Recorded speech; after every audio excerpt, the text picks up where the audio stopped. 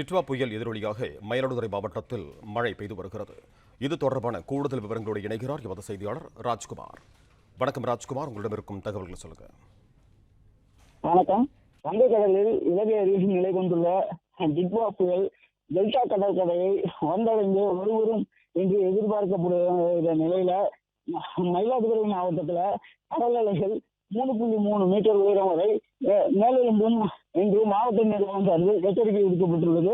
இந்த நிலையில நள்ளிரவு முதல் மிதமான இந்த மழையானது படிப்படியாக வலுவடைந்து கனமழையாகவும் மிதமான மழையாகவும் பெய்து வருகிறது. மயிலாடுதுறை மற்றும் கடற்கரை கிராமங்களான தரங்கம்பாடி, சின்னமுடி, சின்னமேடு உள்ளிட்ட மீனவ கிராமங்களில் தொடர்ந்து மழை நீடித்து வருகிறது. காலை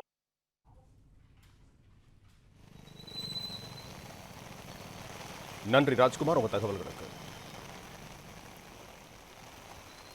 பிளே ஸ்டோர் மற்றும் ஆப் ஸ்டோரில் இருந்து பாலிமர் செயலியை QR கோடு மூலம் பதிவிறக்கம் செய்யுங்கள். செய்திகளை உடனுக்குடன் பெறுங்கள்.